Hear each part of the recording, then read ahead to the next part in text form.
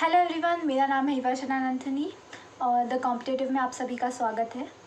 मैं आपको हिस्ट्री पढ़ाने वाली हूँ और जो सबसे पहला चैप्टर है हिस्ट्री का, हम लोग वो पढ़ेंगे आज। और वो है advent of Europeans in India. ठीक है, सबसे पहले हम लोग advent of Europeans in India पढ़ेंगे। ये हम स्टोरी की तरह पढ़ेंगे, नीचे आपको डिस्क्रिप्शन में PDF मिल जाएगा, तो उसकी टेंशन नहीं है। हम लोग इसे स्टोरी की तरह ही पढ़ेंगे जिससे ज़्यादातर आपको समझ में आए। पॉइंट वाइज ये कभी कभी थोड़ा कॉम्प्लिकेटेड हो सकता है, लेकिन हम इसे स्टोरी जैसे ही पढ़ेंगे। तो स्टार्ट करते हैं। हम सबसे पहले पढ़ेंगे वास्को डी गामा के बारे में, जो इंडिया आए थे 17 मई 1498 के टाइम। और उनको वो लैंड हुए थे इंडिया में 17 मई 1498 में। और उनको एक हिंदू रूलर थे, उन्होंने अटेंड किया था, रिसीव किया था उनको। इसके बाद वो लैंड हुए थे कालीकट में, और कालीकट उसके बाद ट्रेडिंग स्टेशन बन गया पोर्चुगीज़ और इंडिया का। ठीक है, ट्रेडिंग स्टेशन बन गया और फिर धीरे धीरे बहुत सारी सिटीज़ ट्रेडिंग स्टेशंस बनती गई, जैसे कोची बन गया, कन्नौल बन गया, किलवा, गोवा, मलाका, ऐसे बहुत सारे जो सिटीज़ थी वो धीरे धीरे ट्रेडिंग स्टेशन बन गई पोर्चुगीज़ की। इसके बाद पोर्चुगीज़ का कंट्रीब्यूशन क्या था इंडिया में? उन्होंने पोटैटोज़ का कल्टीवेशन सिखाया, उन्होंने टबैको का कल्टीवेशन था, और उन्होंने the first printing press establish की थी। इसके अलावा उन्होंने जो मेडिसिनल प्लांट था उसका साइंटिफिकेशन स्टार्ट किया था। ठीक है, और ये उनका कंट्रीब्यूशन रहा इंडिया में।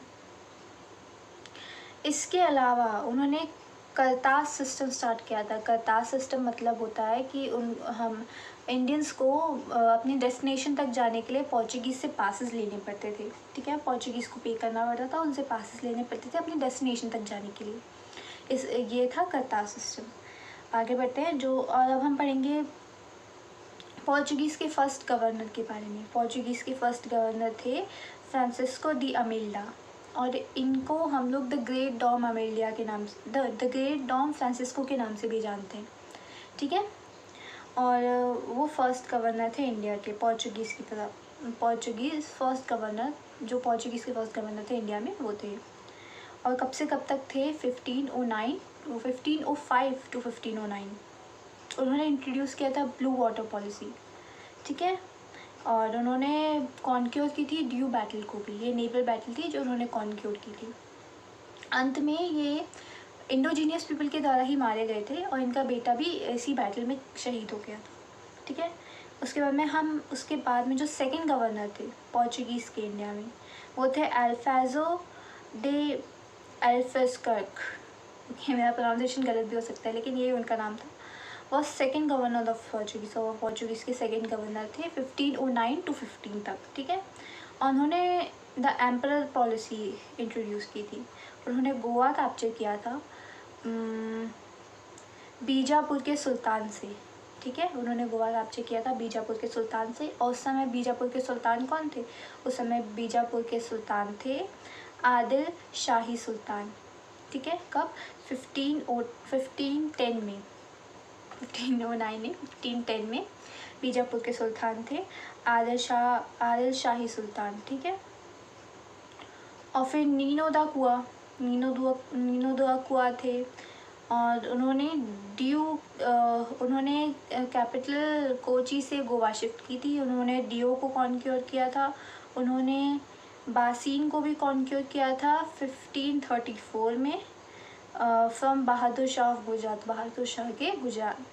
गुजरात के बहादुर शाह से। ठीक है, और फिर हम मार्टिन अल्फांडो डी सूजा के बारे में पढ़ते हैं। इनकी ज़्यादा कुछ ये इतने इम्पोर्टेंट नहीं है। इनके प्रेजेंस में जो सैन फ्रांसिस्को जेवियर्स थे वो इंडिया पहुंचे थे। ये कब से कब तक रहे थे? 1542 टू 45 तक। ठीक है, और जो पोर्चुगीज़ का जो ट्रेड था, जो डोमिनेशन था इंडिया में, वो धीरे धीरे कम होता गया और 16th सेंचुरी तक बहुत ही कम हो गया, बिल्कुल ख़त्म होने के कगार पे आ गया, ख़त्म ही हो गया। ठीक है, वो क्यों, वो हम अभी पढ़ेंगे बाद में। इसके अलावा उन्होंने दे लॉस्ट हुगली इन 1631, और हुगली उन्होंने 1631 को उनके हाथ से चली गई थी। किसके द्वारा? कासिम खान के द्वारा, जो मुग़ल एम्पायर जहांगीर के नॉबल थे। ठीक है, उनके द्वारा हुगली उनके हाथ से चली गई थी। इसके अलावा 1661 में जो पोर्चुगीज़ थे उन्होंने चार्ल्स सेकंड को उनकी बहन से शादी करने के लिए डाउरी के रूप में बॉम्बे दे दिया था, ठीक है। और फिर मराठा के हाथों उन्होंने मराठा ने कैप्चर कर दिया था सालिसे तक बलासीन इन 1739, तो वो हार गए थे। फिर उनके पास सिर्फ बचा था गोवा, दमन एंड दीव, जो उन्होंने 1961 में वो भी दे दिया था। तो फिर उसके बाद उन्हें ख़त्म करके चले गए थे। उसके बाद बस उनके पास अंत में गोवा, दमन एंड दीव बचा था, जो उन्होंने 1961 में दे दिया था। 61 तक दे नहीं दिया, 1961 तक उन्होंने रिटेल किया था दमन एंड दीव और गोवा को। तो उसके बाद वो उनका पूरा डोमिनेशन चला गया, वो भी यहाँ से चले गए। अब हम डच की बात करते हैं। तो डच की जो डच कंपनी थी वो उसका फॉर्मेशन हुआ था 1602 में, ठीक है। कहाँ? डच पार्लियामेंट में। और डच ईस्ट इंडिया कंपनी बस फॉर्म किस लिए हुए थे, किस वजह से उसे बनाया गया था? उसे ट्रेडिंग के लिए, कॉलोनाइज़ करने के लिए, मतलब ट्रेड कॉलोनाइज़ करने के लिए और वॉर्स वगैरह के लिए उसका निर्माण हुआ था नेदरलैंड्स में। और डच जब इंडिया आए तो उन्होंने बहुत सारी उन्होंने पोर्चुगीज़ की जगह उन्होंने अपना डोमिनेशन इस्टेब्लिश कर दिया था, और पूरे साउथ ईस्ट एशिया में उनका डोमिनेशन ज़्यादा अच्छे से इस्टेब्लिश हो गया था। उनकी जो वो जब आए तो उन्होंने अपनी कंपनी कहाँ खोली? सूरत में, और मतलब साउथ इंडिया में ज़्यादातर नागापट्टनम, कोची, बेंगलुरु, पटना, और इन सारी जगह पे उन्होंने अपनी फैक्ट्रीज खोली थी। उनका जो मेन ट्रेड था वो कपड़ों का था, टेक्सटाइल व्यापार था उनका। तो जो इंडोजीनियस जितने भी सैटिन और सिल्क होते थे, mainly Bengal silk, pure Bengal silk, वो यहाँ से बहुत ज़्यादा मात्रा में नेदरलैंड्स एक्सपोर्ट करते थे। Pulicat was main centre in India till 1609 तक पुलिकट इंडिया का उनके डच का ट्रेडिंग सेंटर रहा। उसके बाद नागापट्टनम ने उसको रिप्लेस कर दिया। डच डिफीट हो गए थे बैटल ऑफ बेदेरा हुई थी 1759 में, और वो डच उससे हार गए थे, इंग्लिशमैन से हार गए थे। और फिर उसके बाद फिर वो यहाँ से चले गए। डच हिस्ट्री मतलब उन्होंने डोमिनेशन बहुत ज़्यादा किया, लेकिन उनका बहुत ज़्यादा कुछ कंट्रीब्यूशन या कोई बहुत इतनी दिनों तक वो यहाँ रहे नहीं। डोमिनेशन का रहा, पर वो डच या इंग्लिश जितना पोर्चुगीज़ या इंग्लिश जितना अपना इस्टेब्लिशमेंट उतना जमा नहीं पाए, उनका चला नहीं। इंग्लिश के बारे में पढ़ते फाइनली। तो जो उसके बाद हम अब पढ़ेंगे कि इंग्लिश लोग इंडिया आए कैसे और कैसे क्या क्या हुआ। उस समय हम सब जानते हैं जहांगीर एम्परर थे, मुग़ल एम्परर थे। तो सबसे पहले जो एक थे राफेल फिंच, वो एक क्या कहना चाहिए, ट्रैवलर थे और एडवेंचर्स थे। उनको इधर उधर मतलब एडवेंचर वगैरह करना पसंद था। और तो जब वो इंडिया आए तो पोर्चुगीज़ ने उनको गिरफ़्तार कर लिया, उनको जासूस समझ के गिरफ़्तार कर लिया, लेकिन वो भाग गए वहाँ से, ठीक है। वो भाग गए और उन्होंने पूरे इंडिया को घूमा, इधर उधर गए और ये इधर उधर की चीज़ें देखी, ठीक है। अब जब उन्होंने सारा इंडिया घूमा, जब बाद में इंग्लैंड गए तो उन्होंने वहाँ के लोगों को बताया कि इंडिया के ये है, यहाँ पे ट्रेड इतना अच्छा हो सकता है, अगर हम इंडिया को सेंटर बना लें तो कौन से मुल्क हमारे अंदर आ सकते हैं, हमें ट्रेडिंग करने में कितनी आसानी होगी, ठीक है। और इसके बाद फिर कौन आया था? इसके बाद जॉन मार्शल आए थे। जॉन मार्शल भी एक क्या कहना चाहिए, एडवेंचर्स थे, ट्रैवलर थे।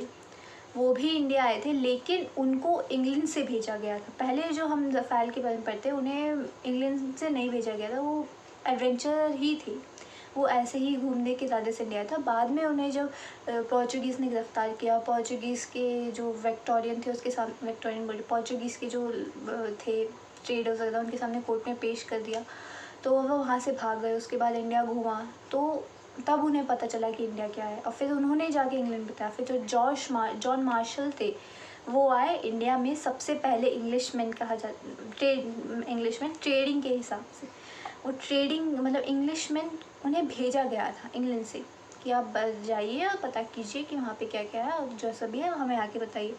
फिर उन्होंने इंडिया घूमा, फिर उन्होंने इंडिया के बारे में किताबें लिखी खूब, मतलब उनकी किताबों में मेंशन है इंडिया के बारे में बहुत सारी बातें। और इसके अलावा फिर जब वो वापस गए तो उन्होंने वहाँ पे बताया सब। तो फिर उसके बाद जो हमारे सर विलियम हॉकिंस हैं वो इंडिया आते हैं। सर विलियम हॉकिंस के बारे में एक बात बताएं, उन्हें बहुत सारी लैंग्वेजेस आती थी, जैसे उन्हें टर्किश आती थी और उन्हें इंग्लिश बहुत सारी, मतलब टर्किश आती थी, उन्हें फ्रेंच आती थी, उन्हें बहुत सारी लैंग्वेजेस आती थी। वो बहुत मतलब ट्रेड के सबसे काफ़ी अच्छे इंसान थे, मतलब ट्रेड मतलब चालाक इंसान कह सकते हैं हम उन्हें। बिजनेसमैन थे वो, बहुत ब्रॉड बिजनेस माइंडेड थे। जब सर विलियम हॉकिंस इंडिया आते हैं, वो जहांगीर से मिलते हैं, तो जहांगीर भी उनका अच्छे से स्वागत करते हैं। और सर विलियम हॉकिंस बहुत सारा सोना पैसा और ये वो गिफ्ट वगैरह लेकर जहांगीर को इम्प्रेस करने के लिए आते हैं और परमिशन मांगते हैं जहांगीर से ट्रेड करने के लिए इंग्लैंड से इंडिया। बट जहांगीर उनको डिनाई कर देता है। वो वफ़ादार रहता है पोर्चुगीज़ का, और पोर्चुगीज़ का काफ़ी दबदबा भी रहता है उस समय, तो पोर्चुगीज़ जहांगीर उनको डिनाई कर देता है। उन्हें पूरे इंडिया में ट्रेड करने की अनुमति नहीं देता। वो सूरत में एक कंपनी वो लोग खोलते हैं, वो उन्हें मिलती है परमिशन। पहली बात तो एक और बात, जब वो यहाँ आते हैं कौन, सर विलियम हॉकिंस अपनी शिप में, तो पोर्चुगीज़ उन्हें पहले ही रोक लेते हैं, वो उन्हें आने नहीं देते। वो बोलते हैं कि अपनी शिप लेके कहाँ चले, ऐसा नहीं बोलते, मतलब ऐसा है कि वो अपनी शिप लेके आ रहे होते हैं। पोर्चुगीज़ उन्हें नहीं लगता पोर्चुगीज़, क्योंकि वो उनका ट्रेडिंग एरिया होता है, तो पोर्चुगीज़ डिसएग्री करते हैं इस बात से कि कोई और यहाँ पे अब ट्रेड क्यों करे, ठीक है। तो लेकिन फिर कुछ बात होती है, फिर लोग परमिशन लेते हैं, फिर जैसे तैसे सर विलियम हॉकिंस जहांगीर तक पहुँचते हैं। अब क्या होता है, जहांगीर उनको डिनाई कर देता है, ठीक है। फिर वो सूरत में एक कंपनी खोलते हैं, वहाँ पे उनका चलता रहता है धीरे धीरे ट्रेड। अब उनको ये समझ में आता है कि डोमिनेशन नहीं हो रहा है, हम लोग दब रहे हैं और इतना ट्रेड चल नहीं रहा है। तो उन लोग जो सर थॉमस रोज थे, वो दूसरी बार परमिशन लेने के लिए जहांगीर के कोर्ट में जाते हैं। और इस बार उनके दिमाग में ही रहता है, माइंड में रहता है सर थॉमस रोज के, कि वो भी बहुत इंटेलिजेंट इंसान रहते हैं। उन्हें भी टर्किश, अगर कोई बंदा आपकी लैंग्वेज में आपसे बात करे तो आप कितनी आसानी से उससे कनेक्ट कर पाते हो, ठीक है। तो वो इम्प्रेस तो कर देते हैं जहांगीर को, लेकिन परमिशन नहीं ले पाते हैं। तो सर विलियम रोज इस हिसाब से जाते हैं कि मैं परमिशन लेने की कोशिश करूँगा, और उनके दिमाग में ये बात रहती है अगर परमिशन नहीं मिली तो हम लोग इंडिया छोड़कर चले जाएंगे, क्योंकि ट्रेडिंग में उतना फ़ायदा हो नहीं रहा है, मैं सूरत में इतना फ़ायदा उनको दिखाई नहीं दे रहा था, क्योंकि उन्हें डोमिनेशन चाहिए था। फिर इस दौरान पे क्या होता है, उन लोग ये सोच ही रहे होते हैं कि यार अगर ये वो परमिशन नहीं मिलती है हमें पूरे इंडिया में ट्रेड करने के लिए या जैसा भी, तो हम इंडिया छोड़कर चले जाएंगे। इस हिसाब से उन लोग जाते हैं। तब क्या होता है, उन लोग को पता चलता है, और ये कब होता है, उन लोग 1615 में जाते हैं, 1615 में, सर थॉमस रोज, ठीक है। अब इसके बाद क्या होता है, 30 सितंबर 1612 को तो ब्रिटिश को पता चलता है कि उनके जो 2 आदमी हैं, मिस्टर चैनिंग एंड विलियम चैम्बर्ग, उनको अरेस्ट कर दिया गया है पोर्चुगीज़ ने उन्हें अरेस्ट कर दिया। अब ये जब बात उनको पता चलती है तो वो लोग अपना पूरा तैयार करके बैटल के लिए तैयार हो जाते हैं पोर्चुगीज़ के साथ। और क्योंकि पोर्चुगीज़ ने उनको कैप्चर कर लिया होता है तो वो बैटल के लिए तैयार हो जाते हैं। और फिर सुवाली जो है के 11 माइल्स दूर है सुवाली सूरत से, वो लोग वहाँ पहुँचते हैं। सुवाली से वो लोग सूरत से 12 माइल्स दूर पे सूरत नॉर्थ की तरफ सुवाली जाते हैं इसको, ठीक है। और ये सुवाली की फिर बैटल होती है जिसमें पोर्चुगीज़ हार जाते हैं, ठीक है। और ये देखकर जहांगीर बहुत इम्प्रेस्ड होता है, उनको बाद में पूरी ट्रेडिंग की जितनी भी परमिशन होती है वो जहांगीर से मिल जाती है। और फिर उसके बाद ईस्ट इंडिया कंपनी धीरे धीरे यहाँ से स्टैब्लिश होना चालू होती है। इतना देखने के लिए शुक्रिया। आप नीचे सब्सक्राइब बटन क्लिक कीजिए, लाइक कीजिए, शेयर कीजिए वीडियो को, और बताइए हमारा वीडियो आपको कैसा लगा। Thank you. आपको PDF नीचे डिस्क्रिप्शन बॉक्स में मिल जाएगा।